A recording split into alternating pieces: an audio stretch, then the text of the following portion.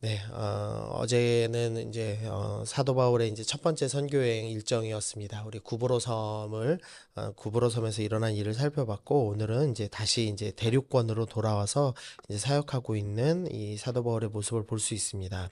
13절 보시면 이 바울과 및 동행하는 사람들이 바보에서 배 타고 밤빌리아에 있는 버가에 이르니 요한이 그들에게서 떠났다라는 표현이 있습니다. 여기서 요한은 이제 우리가 마가복음을 쓴 마가입니다. 그래서 마가 요한이라고 부르는데 이 바나바의 조카였죠. 근데 이 마가가 이 버가에 이르러서 이제 지금 사역을 포기하고 있습니다. 근데 이제 이유가 나오지 않기 때문에 여러 가지 추측이 나오는데요. 먼저는 이제 버가에서 비시디아 안디옥으로 이동하고 있다는 것 때문에 이제 추측을 좀 하고 있습니다.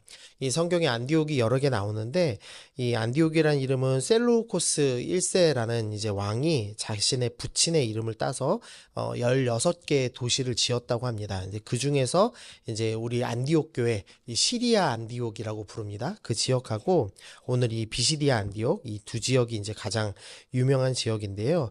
이 버가에서 비시디아 안디옥이 160km를 걸어가야 되는 길입니다. 근데 문제는 이 안디옥 가는 길이 이 안디옥이 해발 1080m 위에 있는 도시라고 합니다. 그래서 아주 험한 산지를 넘어야 되기 때문에 한 20일간의 강행군을 겪어야 됐다고 합니다. 특별히 이 지역이 너무 험하기 때문에 강도들이 많이 출현해서 아마도 그 고린도후서 11장 26절에 보면은 이 강도의 위험을 당했다라는 표현이 있는데 그게 아마 이 버가에서 비시디아 안디옥 이동할 때 일어난 일 아니냐 이렇게 추측을 하는 경우가 많습니다. 그래서 지금 마가 요한은 이 젊은 그리고 부잣집 청년이었기 때문에 이 먼 길 간다는 것이 겁이 나서 포기한 것 아니냐 이제 이렇게 생각하는 설이 하나 있습니다.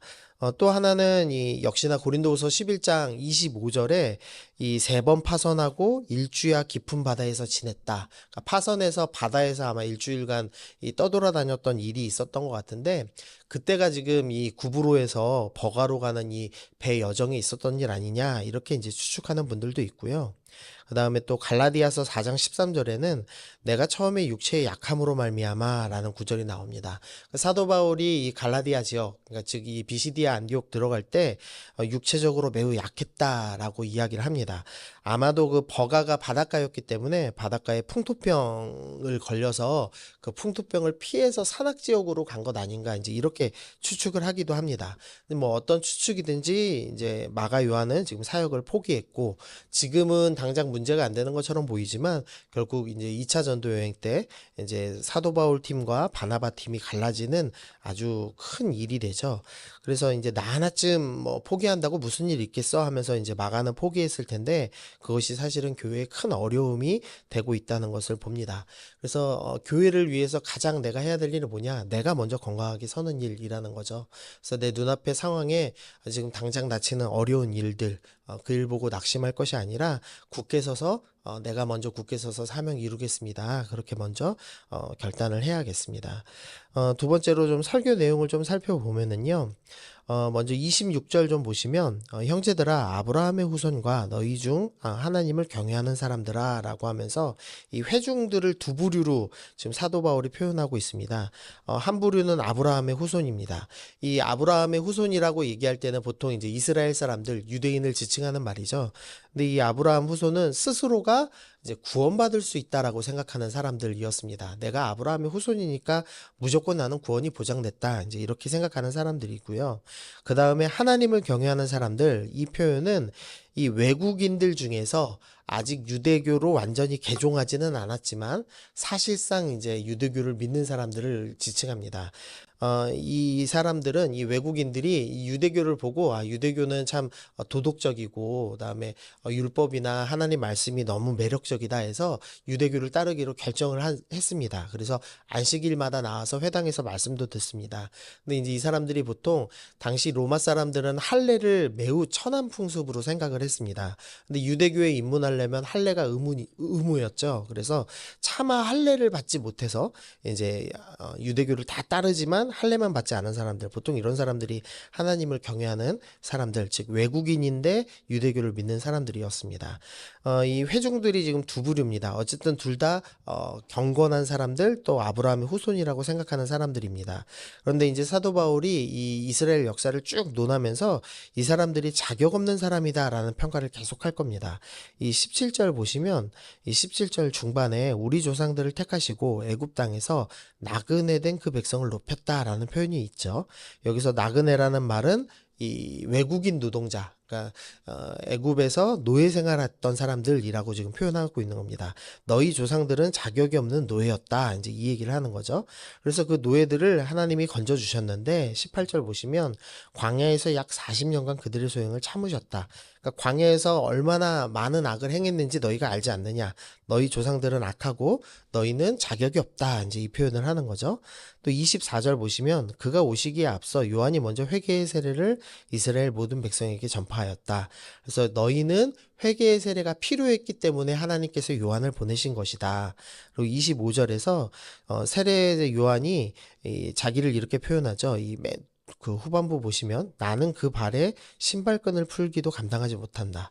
그러니까 이 백성들에게 존경받는 세례 요한 스스로가 나는 예수님 신발끈도 풀기를 감당하지 못하겠습니다라고 고백했는데 이 요한한테 세례를 받는 너희야말로 자격 없는 사람들 아니겠느냐 이렇게 이야기하는 거죠.